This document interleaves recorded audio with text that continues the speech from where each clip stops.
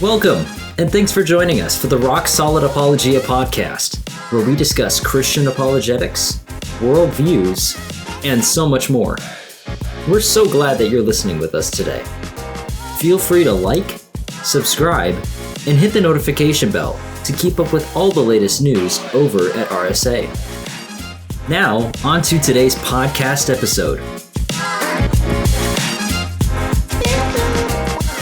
Welcome to the world's one and only Apologetics satire podcast. I'm Will England, editor-in-chief of Rock Solid Apologia, and joining me today is Dr. Donald Williams.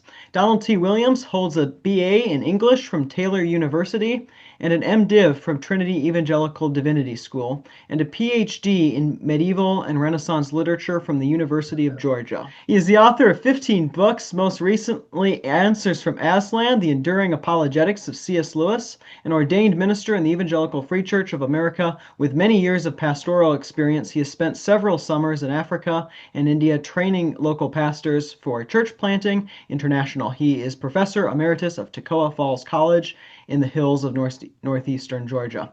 Welcome to the podcast, Dr. Williams. It's fantastic to have you. It's good to be here. So I wanted to start, I've been thinking a ton of late about apologetics and maybe broadening what we mean when we say apologetics.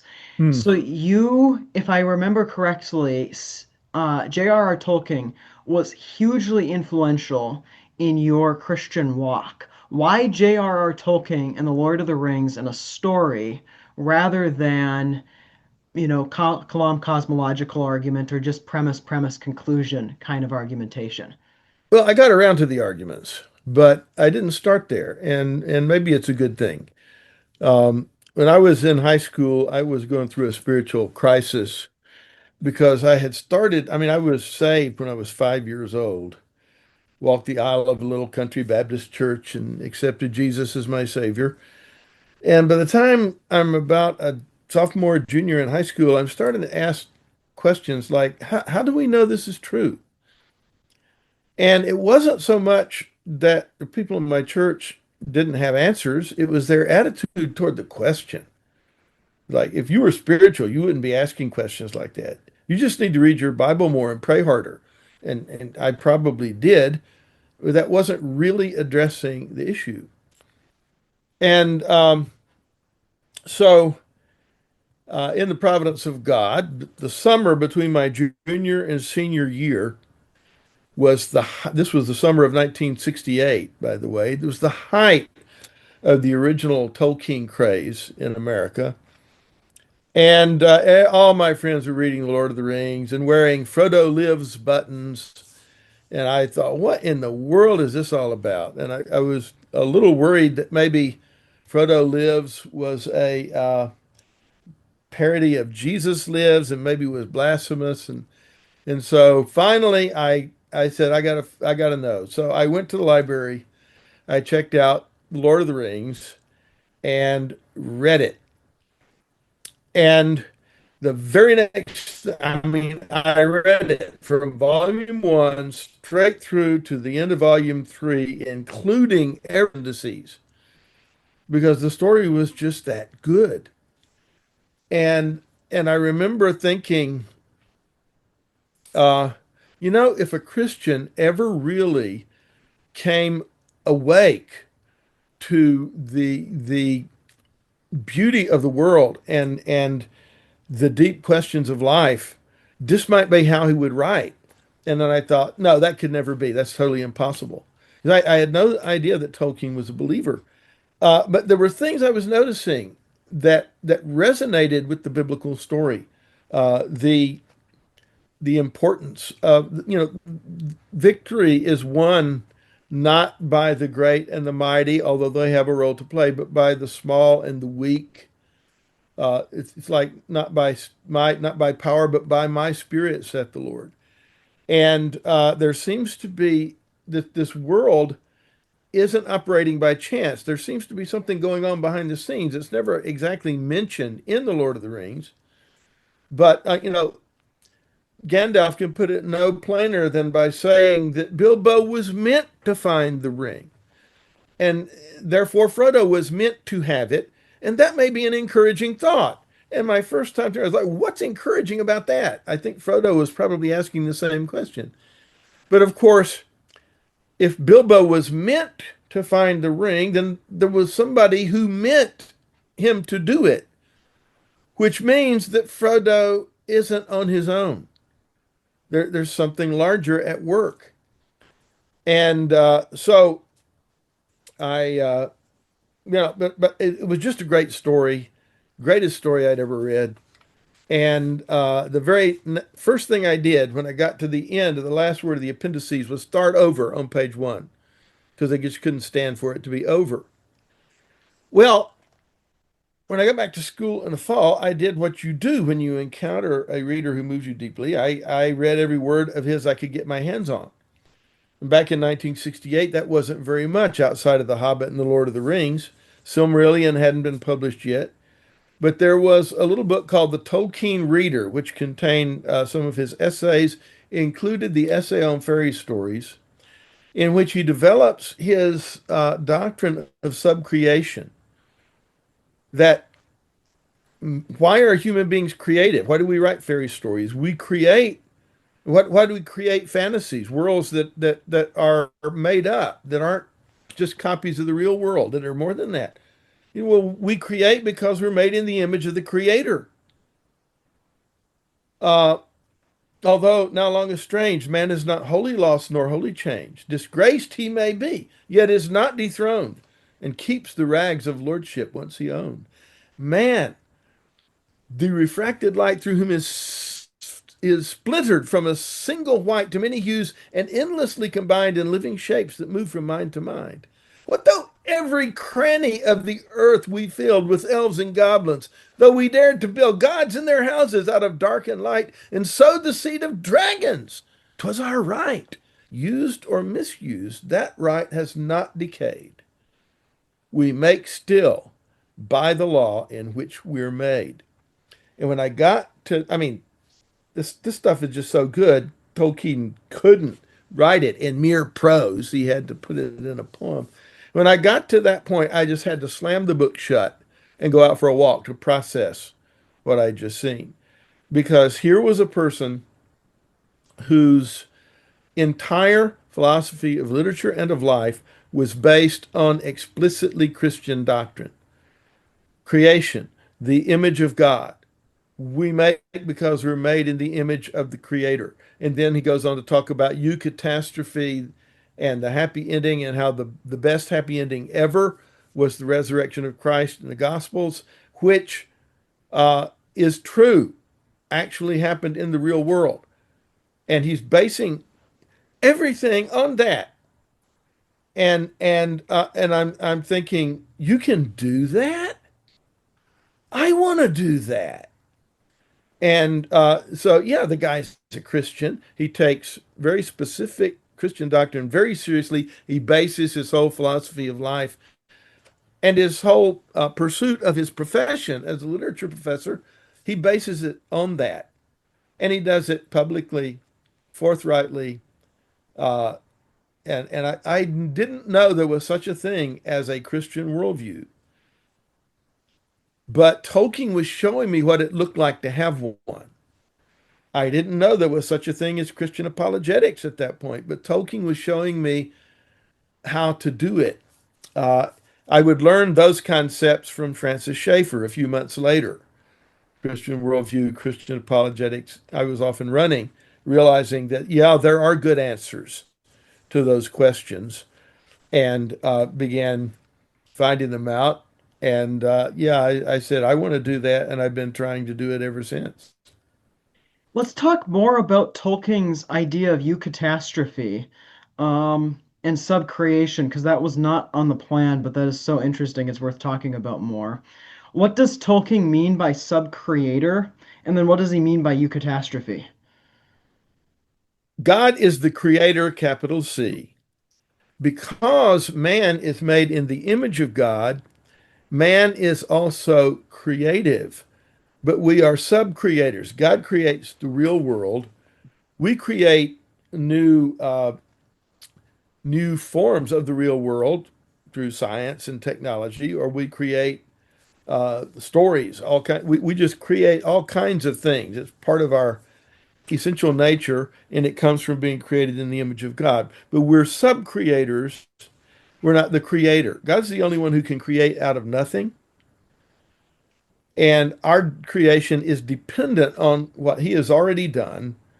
Uh, so we're sub-creators in that sense. That is, sub-creation is the creation that man does, distinguished from God's primary creation. Uh, when God creates something, it actually exists. If I write a story, it only exists in my head, but it's still reflecting God's creativity on my level. Um, and of course, man is the only creature that we know of. The angels would be another exception, but as far as the physical creatures are concerned, man is the only creature who is that way. You know, birds make nests, right? And you might think, okay, so we birds make nests, we make houses. It's not that different. But every robin's nest has exactly the same design, never varies.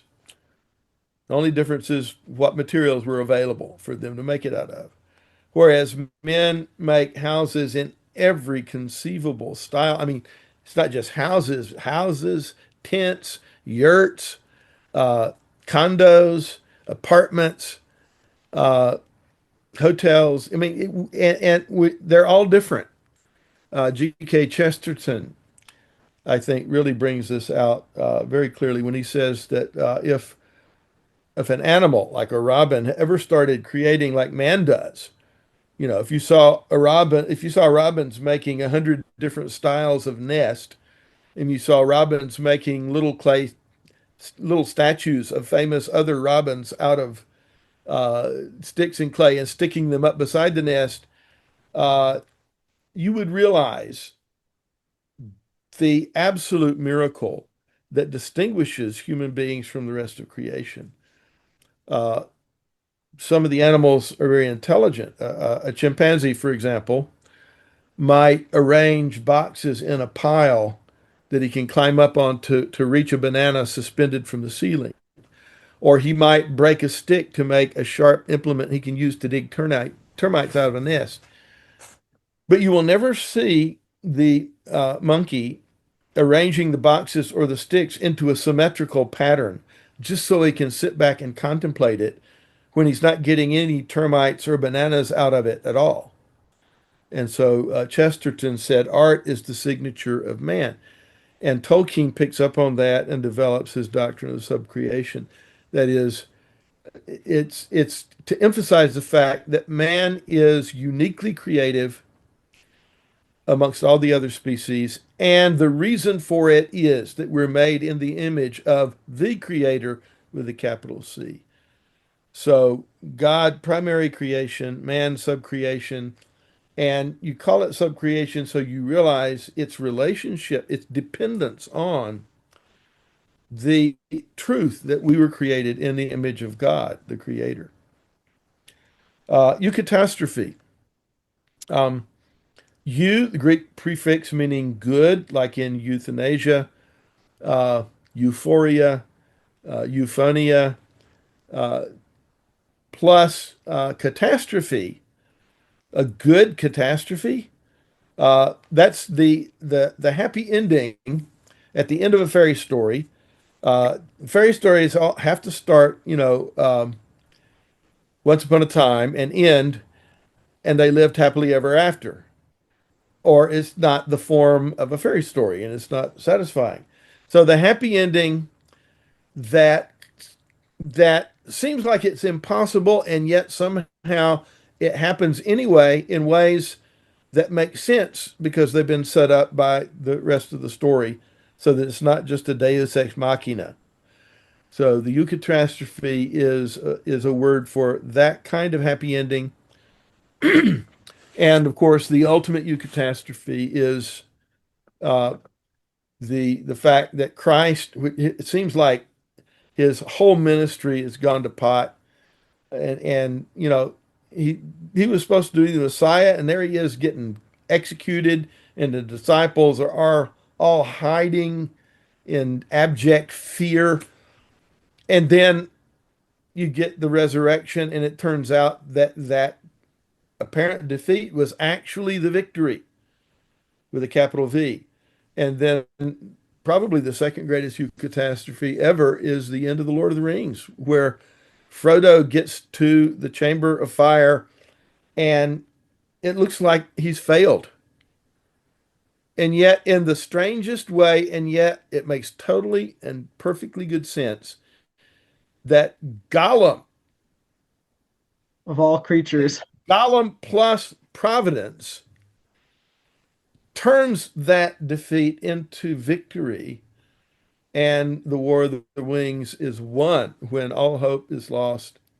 Uh, so Tolkien's in the epilogue to the essay on fairy stories, Tolkien talks about the gospel as being the ultimate eucatastrophe and one that actually happened in the real world.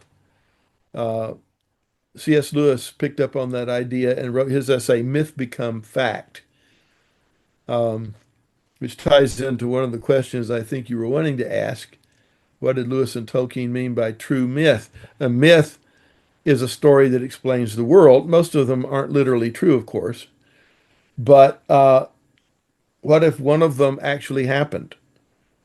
So Christianity, the death, resurrection of Christ, God entering into this world, descending down into this world to save it through what looks like ultimate defeat, turning it into victory.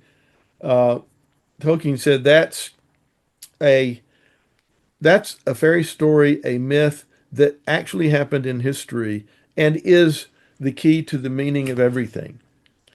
So, And I feel like subcreation, new catastrophe. one of our issues in the current evangelical culture is it's not even that we focus on the story being good, it's we focus on proposition being true. Hmm. And Lewis and Tolkien understood how essential myth and story are to a defense of Christianity. It wasn't just this is how you shall be saved. It was a grand story, and here's how you fit, and here's how the gospel is the ultimate true fairy tale. Well, this is another thing that's essential to human nature is that we understand the meaning of the world and the meaning of our life in the world uh, in terms of the story that we tell about it and the story that we fit into. Um, when I was a boy, it was oh the middle 60s. I was a young lad, and we living in the South, and we were having the centennial of the Civil War. Okay, and my grandmother tells me this story that my grandmother was a Lee. Uh, Her maiden name was Lee, and her father was William Forney Lee, and he was, I think, a cousin, second cousin, or a nephew, something like that, of Robert E. Lee. And there was a old daguerreotype of Lee on Traveler that had been signed by Lee, which was owned by that family, and it improved our connection to them. Now, whether this was actually true, because I tried to follow up with the genealogy, and I never could actually verify it. But the fact that in the middle of the Civil War centennial, I am part of a story that includes Robert E. Lee, that changes the whole way I look at the world, the whole way I look at myself. It gives me something to live up to. And so your understanding the meaning of life is going to be the story you tell about the world and about your place in it. And of course, Christians become part of that great story with a capital S. God has sent his son into the world to redeem mankind, to rescue the damsel in distress uh, from the evil wizard. And having defeated the evil wizard and opened up the dungeon, there are a lot of prisoners down in there, and he's brought us out. So we're part of the damsel in distress, and we're going to ride off into the sunset with the hero and live happily ever after. But right now, we need to be going back into the dungeon and telling the other prisoners that Christ has set us free. You can come out, come with us. And that's the Great Commission. And so, the Great Commission isn't just a Bible verse. It's giving you a place in the story that's a pretty important place that gives meaning to your life. And so, the story that God tells is going to be a pretty good story. And to understand life in those terms, it's not just a story; it's a story that's actually happening. A story that took place under Pontius Pilate, when Quirinius was governor of Syria, etc. Right out on the stage of history, but it's no less a story and no less a carrier of meaning for all of that. So let's talk a little bit about C.S. Lewis as well. J.R.R. Tolkien is one of the Inklings. Then we have another Inkling, C.S. Lewis. I think, if I'm remembering from your week at Gap Year, you said that the legacy, C.S. Lewis's most lasting legacy, may not end up being his apologetics work, but the Chronicles of Narnia. And I thought that was so interesting. Mm.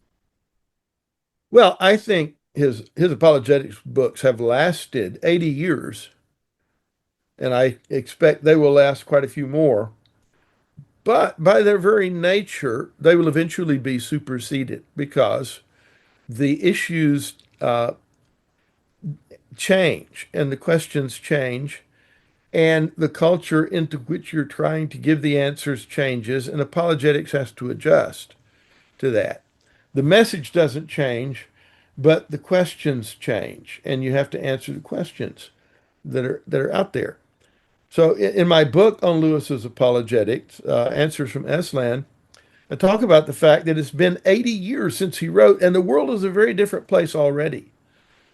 You see that in Mere Christianity when he's doing the moral argument for theism, and he's talking about the fact that when people disagree, uh, when people have conflict, uh, nobody's and that they are appealing to a standard, and people don't usually say, well, heck with the standard. They try to show some excuse why they didn't really break it. And Lewis is saying, probably nobody's going to say to heck with your standard. Well, today there are a lot of people who are perfectly comfortable saying that. Okay. So Lewis's argument is still a good argument. There is a moral law. It is universal. It is absolute. It is inescapable. Therefore, the best explanation is that there is a moral lawgiver. This is still a sound argument, but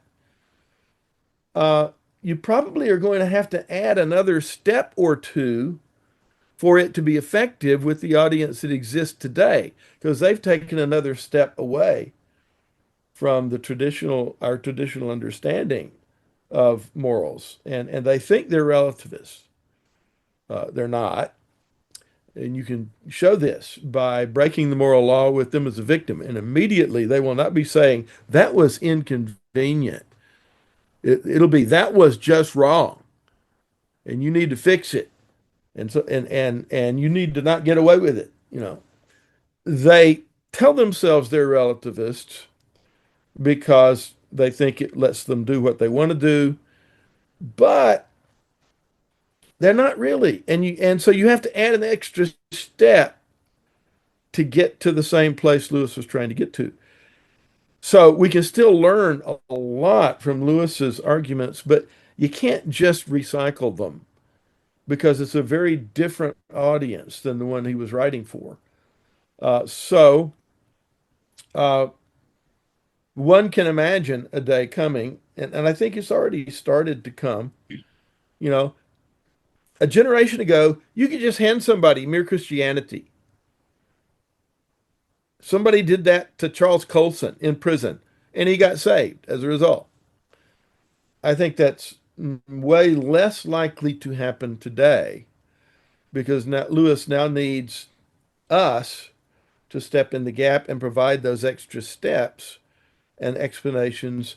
You know, uh, when I taught freshman writing for years in college, in a Christian college, and I thought when I started out, I know I'll use Mere Christianity as my textbook.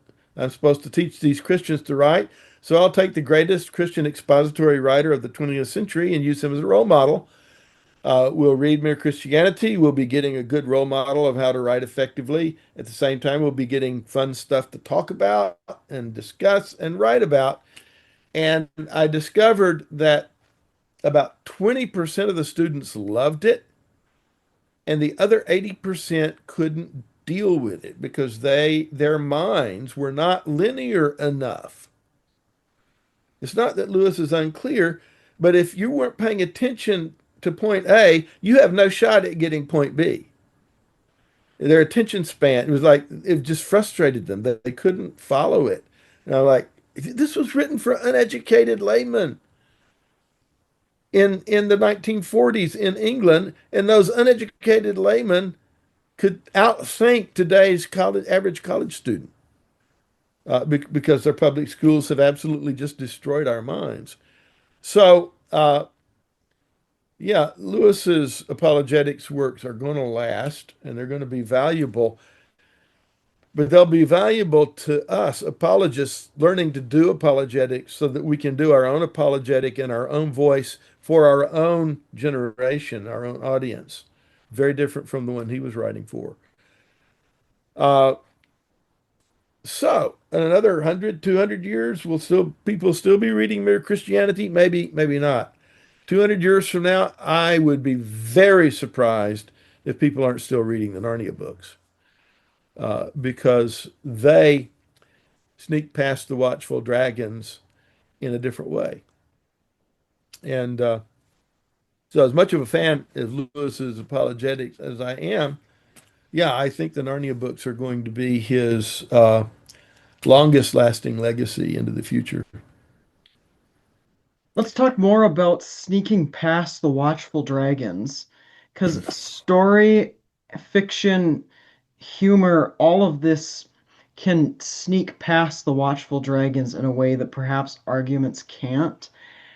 How do you see Christians starting to produce good art, good fiction, or continuing to produce good art, good fiction, depending on how you want to interpret recent Christian attempts, that will, how do Christians create more literature like Narnia, more literature like The Lord of the Rings? Why is it important to do so? Well, it's important because storytelling is essential to our nature. Christians need to be the people who are doing it best, and in the past they were. You know, Pilgrim's Progress is still the best allegory ever written, and it's also one of the best presentations of the gospel ever written. Paradise Lost, retelling the story of the fall. Uh, there are just many, many examples, and Lewis and Tolkien among them. You know, when Aslan dies on the stone table, because it's not Jesus dying on the cross, your guard isn't up. And you see the basic idea of the sacrifice of Christ in new terms that because you haven't heard it 1,000 times hit you the way the original story ought to, and have the possibility of giving you the ability to be affected by the original story as you should be when you see the parallels. So it's good that we continue doing that. Are we? Um, is there a C.S. Lewis or a Tolkien on the scene right now? Not that I know of. There are some guys that are doing things that aren't bad. Andrew Peterson, for example.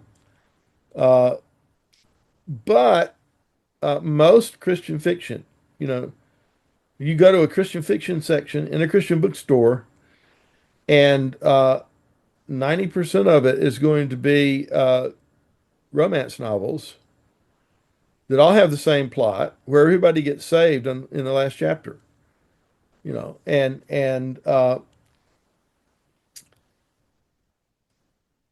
they're just unreadable as far as I'm concerned. So yeah, we don't have a Lewis and a Tolkien because basically the evangelical subculture doesn't value that kind of thing. You know, if you paint a picture, it's got to have a Bible verse under it, or it doesn't count as Christian art. You know, and so what we do is we publish sermons disguised as stories, which is not the same thing at all. How do you think we got to this point, like in an evangelical culture? How did we get to the point where it's like, unless it has a Bible verse on the bottom, it's not Christian? Do you have any opinions, theories as to why, how we got here? Well, we haven't always been there. Uh, Bunyan wasn't there, Milton wasn't there. Uh, Spencer wasn't there. Uh, Tennyson wasn't there. Uh, MacDonald wasn't there. Lewis and Tolkien weren't there. American evangelicalism has roots in the First Great Awakening and British Christianity. It also has roots in the American frontier. And some people think that the anti-intellectualism and the anti-cultural bent of conservative Christianity in America really goes back to those days where uh, Christianity was thriving on the frontier amongst people who weren't terribly literate, people who were trying to survive and didn't have much time for literature. I don't know. That may have something to do with it. The point is that this is where we are, and we're growing out of it, I hope. Unfortunately, that even as we're kind of growing out of it, the evangelical movement is losing its grounding in solid biblical theology. Doesn't really even know who it is or what it stands for anymore. Um, if you ask the average non-Christian, what's an evangelical? The answer you're going to get is it's a Trump supporter. Now, I'm not making a point about Trump one way or the other. Uh, Maybe Christians should be supporting Trump. I can think of reasons why they would. I can think of some reasons why they wouldn't. But the point is, even if we're right to do that, that's not who we are. And why is that what we're communicating instead of what we actually are about? Evangelical is the word was stolen from the Greek word for gospel, euangelion. EU, that Greek preface meaning good, angelion, message, good news. Uh, and evangelicals were those Christians who took seriously the necessity of Christ's death and the necessity of personal faith and conversion to that and of carrying out the Great Commission. That's what evangelicals historically were identified as, identified by, and it's kind of hard to tell if that's who we still are right now. So even while we have some people who are growing out of our cultural ghetto and containment, unfortunately, at the same time, we're losing the identity and the content that would make it worthwhile to break out of that containment and have something to offer people, which of course is the gospel. So this is too, we'll have to cover this in broad strokes rather than specifics, but this goes into, I wanted to bring this up just because you won't hear it from many other people, at least that I've encountered. You've talked a little bit, at least when you came to Gap Year, about the culture war. Um, and you talked about how the ultimate problem is that conservatives and Christians lost the English department and we lost the war for philology. And that is why ultimately we are conservatism is on the losing end, it seems. I know it's a very big topic to jump into in the last 10 minutes, but could you give us an overview of what philology is and how we've lost that? Yeah, philology is like philosophy. Philosophy is a more familiar word. Philos, love, plus Sophia, wisdom, the love of wisdom. Philology is philos, love, plus logos, word, the love of words. Academically, it refers to the place where language and literature come together, where you're studying literature from the standpoint of its language, studying language as it's represented in literature. And so the literature where you need to study the language in order to study the literature uh, it would be where philology takes place. Tolkien was the world's greatest philologist, academically and professionally. Also, the world's greatest fantasy writer, and they're not unconnected in his case. So, uh, you know, classics, you got to learn Greek and Latin. You got to and you got to understand what the language was like and what it was doing at the time when those authors wrote. Uh, Biblical literature, biblical philology. You got to study Greek and Hebrew. Uh, Older literature in English. If you really want to do Beowulf, you got to learn Old English. If you want to do Chaucer, you got to do Middle English. Uh, you've got to study the history of the language and be able to understand what the language was doing, what it was like, and how it was working at the different points in history. So you're tracing the way words are used and where they come from and drawing all those connections.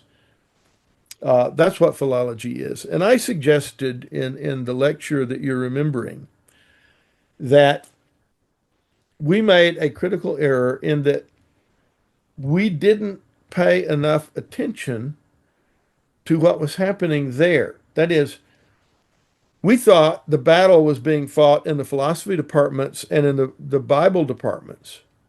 And of course, surely it was. But we weren't paying any attention to what was happening over in the English department. But that's where people were taught how to read, not just how to physically, go from letters to words to sentences, but how to read and interpret what you're reading. And so the English departments flipped from about the 70s and the 80s. The English departments flipped it to instead of trying to understand what the meaning is of what you're reading, they adopted the philosophy that meaning is in the eye of the beholder. That literature doesn't have meaning until the reader creates.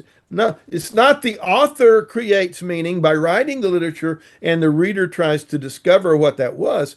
No, no, no. Meaning doesn't exist until the reader creates it for himself. So if meaning's in the eye of the beholder, then what happens to the Constitution? The Constitution means whatever 5 out of 9 people in black robes think they want it to mean, not what it actually meant as it was written in the English language, as it existed in the 18th century in that historical setting, with those guys using those words the way they used them to communicate what they wanted to say. Uh, so the Constitution loses its authority. The Bible loses its authority because anything it tells you that you don't want to believe or don't want to do, you just decide it means something else. Meaning's in the eye of the beholder. And this has infiltrated our society. In literature, it was called fancy words like deconstruction.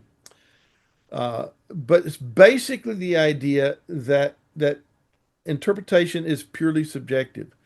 Okay, so we came out with really good arguments on all the different fronts of the culture wars. You know, uh, abortion. We have really sound, solid, factual, good, scientific reasoning why uh, unborn children should be counted as children. And people just looked at us and shrugged their shoulders because uh, they assumed and understood as a basic fact that in their mind didn't even need any defense that meaning is in the eye of the beholder, and consequently, it doesn't really matter what anybody says. And it came from the So, English department, not the philosophy departments primarily. right, it was the English departments that, I mean, the philosophy departments had their own role to play in the story. And, there were philosophies that needed to be refuted and responded to over there. It's not that we didn't need to do that, it's that we needed to pay a whole lot more attention because how many philosophy majors are there? It's just a tiny, tiny little fraction. There used to be 4, 5, 6 times as many English majors as philosophy majors. People have stopped majoring in English now because the English department doesn't do anything that anybody who loves literature could possibly be interested in. Uh, but everybody has to take freshman comp 1 and 2. Everybody has to take at least one lit elective. A lot of majors you can get by without taking any philosophy at all. And so the English departments were uh, doing the same betrayal of the culture and of the mind of man that the philosophy departments were. But because it was in English and because it was in how we were reading novels and poems and plays, and the attitude was, well, that stuff isn't really serious. It's not like history or philosophy.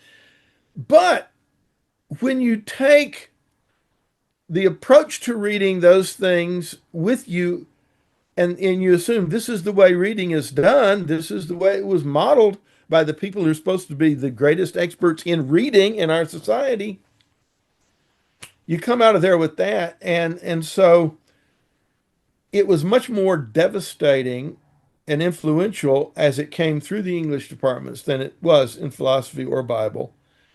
And the guys going to the Bible department and reading the Bible, guess who taught them how to read? The English department. So now they're reading the Bible that way. And the Bible profs who are conservatives and who are teaching the truth of Scripture may not even understand how their students are processing what they're giving them and how they're reading the text. I recall, and there people will say things to an English professor in the cafeteria that they would probably never say to their Bible professor. And I would get in conversations with students, and I would realize they assumed that meaning is in the eye of the beholder and that the Bible is no exception to this.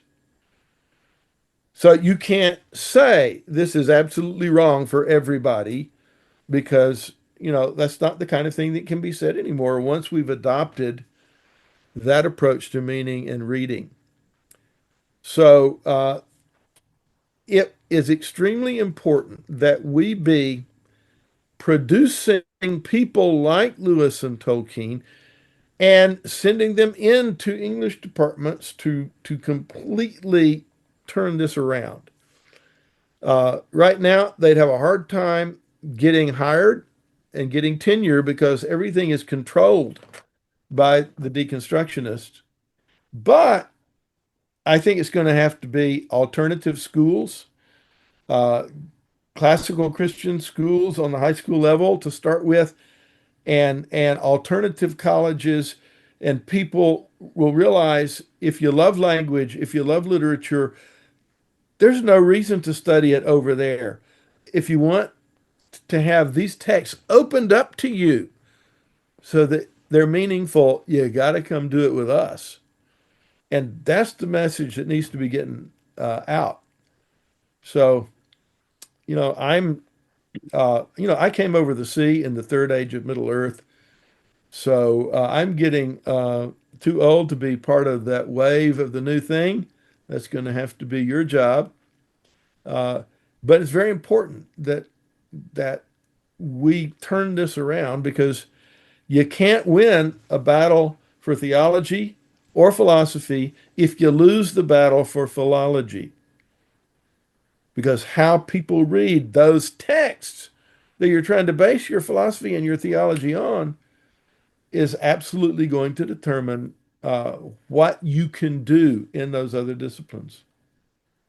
Well, thank you so much, Dr. Williams. For people who want to find more of your books or more of you, where can they go?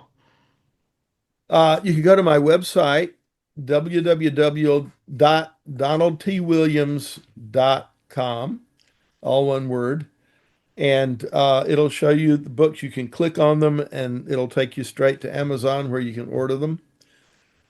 So www.donaldtwilliams.com, uh, all small letters, one word. That'll be the easiest way to get at this stuff. Then we'll have a link to that in the Mhm. description of this video. Wanted to thank Dr. Williams once again for joining us. Now, if this is going to be the world's only satirical apologetics podcast, we need to stick some satire in here at some point. That is a critique I've gotten more than once. So much satire on the website, but Will, you're so serious on the podcast. So this is the reader's challenge is to determine when it's serious and when it's not. That's right. When are we joking versus when are we not? You did a book. I think we were mostly serious today. Yeah. You did a book though. I'm trying to recall the title, The Devil's Opinion on Christianity or The The Devil. Devil's Dictionary of the Christian Faith. Yeah. Imagine if Screwtape had written the Oxford Dictionary of the Christian Church. Uh, the definitions are diabolical wishful thinking. They're what the devil wishes was true, which is way too close to the actual truth for comfort. So that book is absolutely and totally serious. There's no irony, no sarcasm, and no satire in it whatsoever. Then And if you don't believe that, just go read the book and you'll find out. we should have you back, Dr. Williams, to have a no satire, no sarcasm, no whatsoever of any of that about the Devil's Dictionary on Christianity. Yeah, it's coming out in a second edition in the next year or two. Ooh, Uh, so right now, uh, It's not available online. You can get the old ones from me, but watch for it because that is going to be the third or fourth greatest publication event of that year. Well, The other two or three, of course, are other books that I have coming out. we will look forward to the first, second, third, and fourth greatest books in the next year or two, all from Dr. Donald Williams. That wraps up the latest edition of the Rock Solid Apologia podcast. Thanks so much for tuning in. Thanks for joining us on today's episode of the Rock Solid Apologia podcast. If you enjoyed today's episode, go ahead and like, subscribe, and hit the notification bell. Also, go ahead and share with us in the comments how you found out about us. We'll see you next time on the next episode of the Rock Solid Apologia podcast.